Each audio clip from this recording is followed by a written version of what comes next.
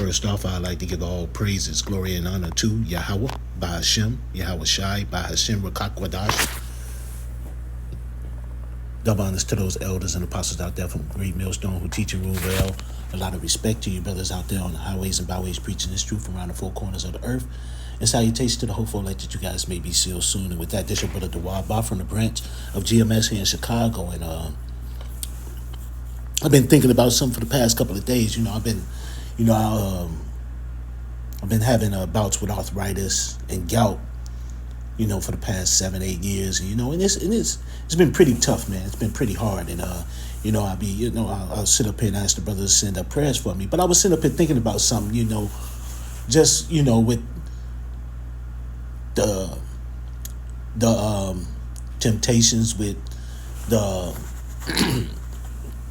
the bodily problems that we go through, with the afflictions that we go through, with our kids, with our loved ones, with our jobs, with everything. These temptations, these afflictions, all these things are to make us stronger. And I kept on thinking about it, and it made me think of Apostle Paul, and I'm gonna get that in a moment. It made me think of Apostle Paul when he was talking about the thorn in his side, and and it was just something that I sit up here and say to brothers, hey man, you're gonna go through many, many things, especially when it comes to the pain and affliction in the body, man.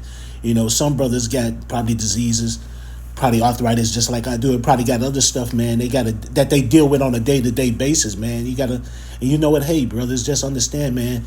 The Apostle Paul and our big brother Yahweh Shai was acquainted with a lot of things, man, and went through a lot of hell, man. And it's one of the things that we're gonna have to endure ourselves, And the beautiful thing about that, man, it's almost over, man. We ain't got too much time, But I sit up here, thought I'd just grab a few scriptures, man, just to sit up here, and give some comfort, hopefully, to brothers, man, and just give, hey, you know what, hey, our big brother went through a lot of things, man, and Paul went through a lot of things, man, and so, hey, we got to look at those, we got to look at them, and sometimes sit up here and say, man, hey, the stuff we going through is just but for a moment, man. So, with that, man, let me sit up here and grab this, and this is, this 2 Corinthians chapter 12 and verse 5, and we know this is Apostle Paul speaking. Of such an one will I glory, yet of myself I will not glory, but in mine infirmity. So Paul sitting up here saying, I could glory, but I'm not going to glory except in my infirmities, in my weaknesses.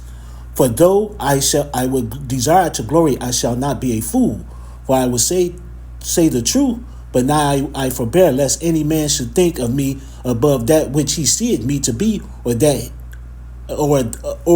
he heareth of me. So he's saying I could sit up here and glory, but I'm not about to be foolish. Even though he's speaking the truth, he's not going to sit up here and say those things.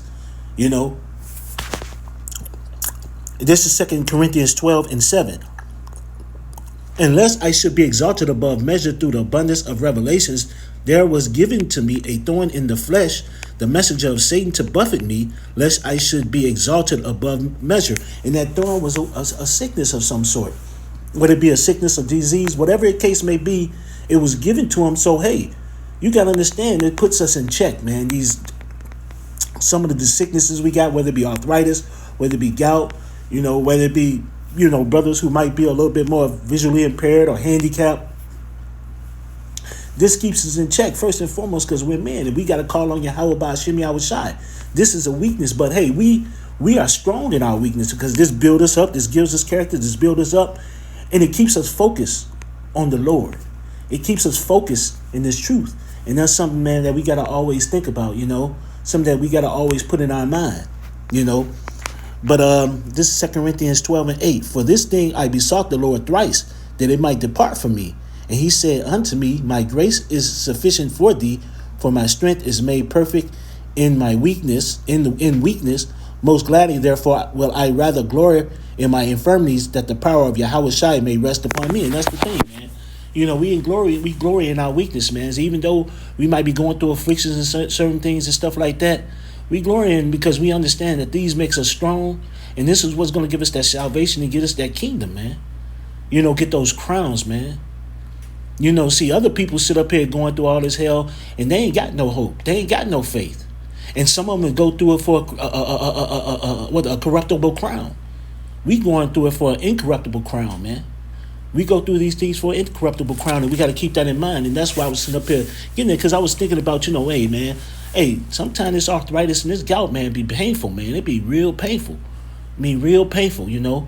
And I have moments with it and I don't, but still, the whole point of the matter is that, hey, man, but these are things that build us up, strengthen us, and keeps us focused too, man.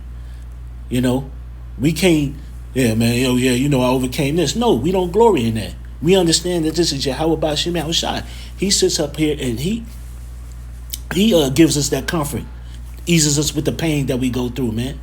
It's not of ourselves, And Paul said, he asked him 3 times, could he take it away? And he said, no, it's sufficient what you got.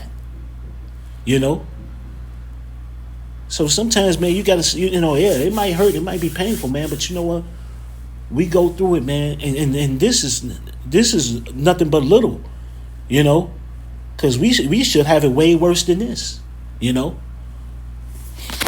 But I want to sit up here and also get this. I had this pulled up too, and this is Isaiah chapter 53 and verse 1. And we know this is talking about Yahweh Shai.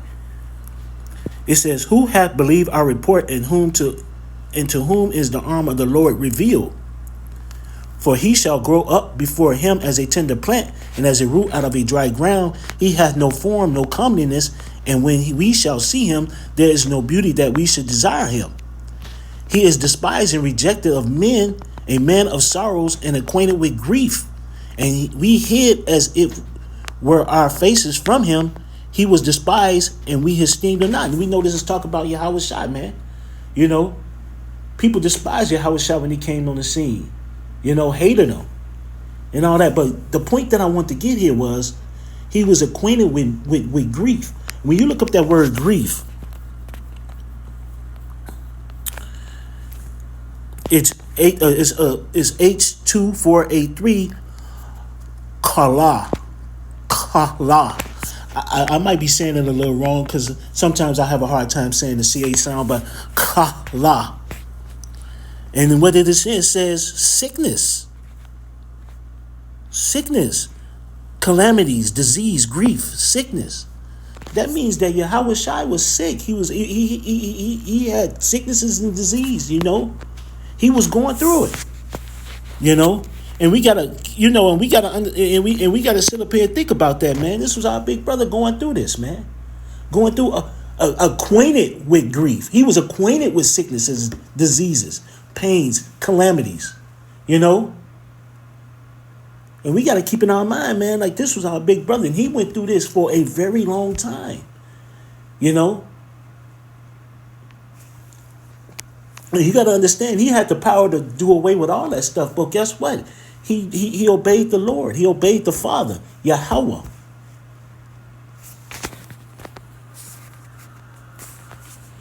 It says,